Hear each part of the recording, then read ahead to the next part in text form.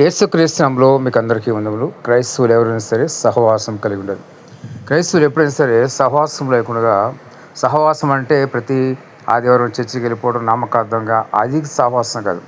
సహవాసం దేవుని వాక్యం ఏం సెలవిస్తుందంటే, ఇంటింటా రొట్టె విరుచుచు, ఇంటింటా మరి ప్రార్థన పెట్టుకో, ఇంటింటా కూడా ప్రార్థన పెట్టుకుని రొట్టె విరిచాలి. మరి అంటే ప్రతి రోజు కూడా ప్రభువు సంస్కారం తీసుకోవాలి. ఇప్పుడు నెలకి మొదటి వారంలోనూ వారానికి ఒక్కసారి కాదు, ప్రతిరోజు ప్రభురాతి సంస్కారం తీసుకొని ఎప్పుడు కూడా పరిశీలన చేసుకోవాలి. సహవాసం కలిగి ఉండాలి. ఇంటింట ప్రతిరోజు ఇంటింట ప్రార్థనలో ఉండాలి. అది సహవాసం అంటే. సహవాసం లేకుండా ఒంటరిగా ఉంటే కానీ మాత్రం సైతాన్ని పట్టి పీడిస్తాడు, దురాత్మలు పట్టి పీడిస్తాడు. వాడిని వేధిస్తే కాదు, వాడిని ఎట్టి నడిపిస్తే కూడా తెలియదు. ప్రతి ఒక్కరు గమనించండి, జ్ఞాపకం చేసుకోండి. దేవునితో సహవాసంతో పాటు మనుషులతో సహవాసం కూడా కలిగి ఉండాలి. ఎందుకంటే మనుషులతో సహవాసం కలిగినప్పుడు ఒకరినొకరు అర్థం చేసుకునే పరిస్థితి వస్తుంది. ఒకరి ఆత్మీయ స్థితి ఒకరు అర్థం చేసుకోవచ్చు.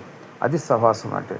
అంతేగాని సహవాసం కదా అని చెప్పేసి మరి ఏదో సహవాసాల కోటాలు లేకపోతే ఇంకో కోటాలకు వెళ్ళిపోతే అక్కడ ఎటువంటి ప్రయోజనం ఎవరికి రాదండి. అది ఎవరికి ప్రయోజనం వస్తుందంటే, దేవుని కలిగి లేని వారికి అక్కడ సువార్త వినబడుతుంది కాబట్టి వాళ్ళకి ప్రయోజనం కలుగుతుంది. వాళ్ళ ఆత్మలో కొంత విశ్వాసం కలిగి ఉంటారు. అంతేగాని మామూలుగా ప్రతి ఒక్కరు కూడా చర్చికి వెళ్ళిపోవాలి అని ప్రతి వారం చర్చికి వెళ్ళిపోయి వచ్చి అటు బూతులు తిట్టి, అది అసలు ఎటువంటి పరిస్థితిలో సహవాసం కానే కాదు. అది చాలా భయంకరమైన పరిస్థితి. ప్రతి ఒక్కరు గమనించి ఒకటే చెప్తున్నాను, సహవాసం అంటే ప్రతిరోజు ప్రభుల సంస్కారం తీసుకోవాలి. ప్రతిరోజు ఇంటింటా ప్రార్థనలు ఉండాలి. అది సహవాసం. అది దానికి మించింది సహవాసం కానే కాదు. అదొకటే కాదు, దేవుని ఎరిగిన వారితో సహవాసం ఎప్పుడు కూడా చేయకూడదు.